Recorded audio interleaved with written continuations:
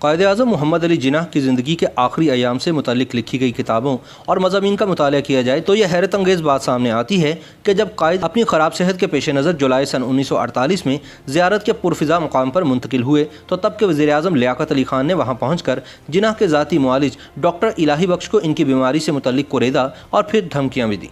ये 14 जुलाई सन 1948 का दिन था जब उस वक्त के गवर्नर जनरल मोहम्मद अली जिन्नाह को इनकी अदालत के पेश नज़र कोयटा से ज़ियारत मुंतकिल किया गया था। इसके बाद वो फ़कत 60 दिन जिंदा रहे और 11 सितंबर सन 1948 को खालिक हकीकी से जा मिले। ताहम तारीख के पन्नों का मुताला किया जाए तो मालूम होता है कि बाबा पाकिस्तान अपनी ज़िंदगी के उन आखिरी 60 दिनों में शदीद परेशानी और जहनी अजियत का शिकार थे, जिसकी एक बड़ी वजह खान लियाक़त अली ख़ान थे।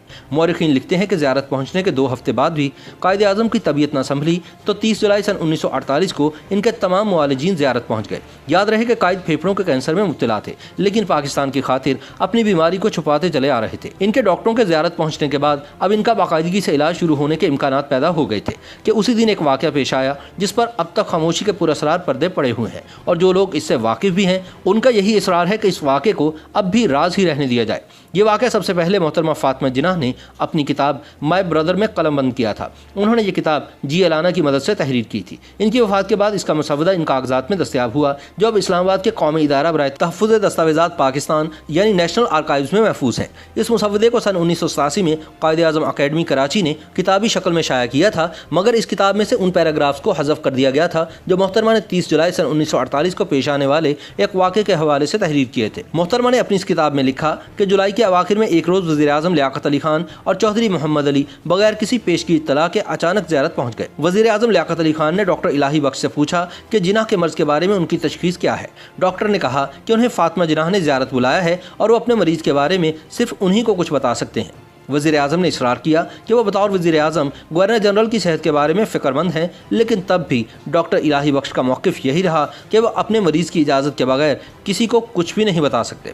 फातिमा जिन्नाह आगे लिखती हैं, मैं उस वक्त भाई के पास बैठी हुई थी जब मुझे बताया गया कि वज़ीर आज़म और काबीना के सेक्रेटरी जनरल इनसे मुलाकात करना चाहते हैं। मैंने इसकी इत्तला भाई को दी तो वो मुस्कुराए और बोले, फ़ाती तुम जानती हो कि वो यहाँ क्यों आया है? वो देखना चाहता है कि मेरी बीमारी कितनी शदीद है और ये कि मैं अब मज़ीद कितने दिन ज़िंदा रहूँगा। चंद मिनट बाद उन्होंने अपनी बहन से कहा कि नीचे जाओ, वज़ीर आज़म लियाक़त अली ख़ान से कहो मैं अभी उससे मिलूँगा। फातिमा जिन्नाह ने भाई से गुजारिश की कि बहुत देर हो चुकी है, आप उनसे कल मिल लीजिएगा, मगर जिन्नाह ने हुक्म दिया नहीं, उसे अभी आने दो, वो खुद आकर अपनी आंखों से देख ले। वो लिखती हैं कि दोनों की मुलाकात आधा घंटा तक जारी रही। जो ही लियाक़त अली ख़ान वापस नीचे आए तो मैं ऊपर अपने भाई के पास गई। वो बुरी तरह थके हुए थे और उनका चेहरा उतरा हुआ था। उन्होंने मुझसे फलों का जूस मांगा और फिर चौधरी मोहम्मद अली को अंदर बुलवा लिया जो 15 मिनट तक कायद के पास रहे। फिर जब वो दोबारा तनहा हुए तो मैं अंदर उनके पास गई। मैंने पूछा कि क्या वो जूस या कॉफ़ी लेना पसंद करेंगे, मगर उन्होंने कोई जवाब नहीं दिया। वो किसी गहरी सोच में महव थे। इतने में रात के खाने का वक्त हो गया। भाई ने मुझसे कहा बेहतर है कि तुम नीचे चली जाओ और उनके साथ खाना खाओ। नहीं, उन्होंने ज़ोर देकर कहा मैं आप ही के पास बैठूंगी और यहीं पर खाना खा लूँगी। नहीं, भाई ने कहा यह मुनासिब नहीं, वो यहाँ हमारे मेहमान हैं, जाओ और उनके साथ खाना खाओ। इसके बाद फातिमा जिन्नाह लिखती हैं कि खाने की मेज़ पर मैंने वज़ीर आज़म को बहुत खुशगवार मूड में पाया। वो लतीफ़े सुना रहे थे और हंसी मजाक कर रहे थे, जबकि मैं भाई की सेहत के लिए खौफ से कांप रही थी जो ऊपर की मंजिल में बिस्तर अदालत पर पड़े हुए थे। खाने के दौरान चौधरी मोहम्मद अली चुपचाप किसी सोच में गुम रहे।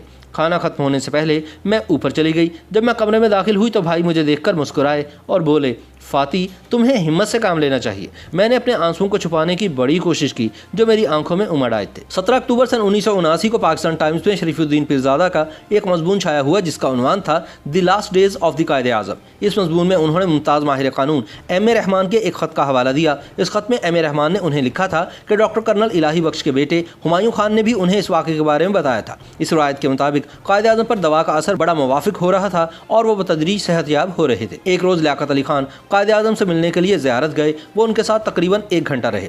इसी दौरान दवा खिलाने का वक्त आया, लेकिन मेरे वालिद अंदर जाकर कायदे आज़म का दवा नहीं दे सकते थे क्योंकि अंदर जो मुलाकात हो रही थी वो बेहद खुफिया थी। चुनाचे वो बाहर इंतज़ार करते रहे ताकि मुलाकात ख़त्म होते ही वो कायदे आज़म को दवा खिला सकें। जब लियाकत अली खान कमरे से बाहर निकले तो मेरे वालिद फ़ौरन कमरे में दाखिल हुए और कायद आज़म को दवा खिलाना चाहिए। उन्होंने देखा कि कायद आज़म पर सख्त इज़्तिराबी अफसुर्दगी तारी है और उन्होंने दवा खाने से इनकार कर दिया और कहा कि अब मैं मज़ीद ज़िंदा नहीं रहना चाहता। इसके बाद वालिद साहब की भरपूर कोशिश और इसरार के बावजूद कायद आज़म ने अपने डॉक्टर के साथ ताउन करने से इनकार कर दिया। अब ये कोई नहीं जानता कि लियाकत अली खान ने अकेले में कायद आज़म से ऐसी क्या बात की थी कि उनका ज़िंदगी से दिल ही उचाट हो गया। हुमायूं खान ने मजीद बताया कि कायद आज़म के इंतकाल के फ़ौरन बाद लियाकत अली खान ने मेरे वालिद को बुलावा भेजा। लियाकत अली खान ने उनसे पूछा कि उस रोज़ ज़ियारत में जब मैं कमरे से बाहर निकल आया और आप अंदर गए तो कायद आज़म ने आपसे क्या बात की थी। मेरे वालिद ने लियाकत अली खान को बहुत यकीन दिलाने की कोशिश की कि कायद ने आप दोनों के माबैन होने वाली गुफ्तगू के बारे में मुझसे कतन कोई बात नहीं की थी, सिवाय इसके कि इसके बाद कायद ने दवा खाना बंद कर दी थी। लेकिन मेरे वालिद के इस जवाब से वज़ीर आज़म लियाकत अली खान की तसल्ली नहीं हुई। लियाकत अली खान काफ़ी देर तक मेरे वालिद को ज़ेर करने की कोशिश करते रहे। जब उनकी मुलाकात ख़त्म हुई और मेरे वालिद कमरे से निकलने लगे तो लियाकत अली खान ने उन्हें वापस बुलवाया और उन्हें तंबीह की कि अगर उन्होंने किसी और ज़रिए से इस मुलाकात के बारे में कुछ सुना तो मेरे वालिद साहब को संगीन नताइज भुगतना पड़ेंगे। ये डॉक्टर कर्नल इलाही बख्श के साहबजादे हुमायूं खान की बयान करदा रिवायत है जो M.A. रहमान और शरीफुद्दीन पीरजादा ने बयान की है और इसे आसानी से झुटलाया नहीं जा सकता। YouTube पर गूगली न्यूज देखने के लिए youtube.com की सर्च बार में गूगली न्यूज टीवी टाइप करें। गूगली न्यूज के पेज पर सुर्ख रंग के सब्सक्रिप्शन वाले बटन पर क्लिक करना ना भूलिए। YouTube पेज पर अपलोड होने वाली वीडियोस से बाखबर रहने के लिए बेल आइकन पर क्लिक कीजिए। आपको हर नई वीडियो के बारे में नोटिफिकेशन मौसूल हो जाएगा।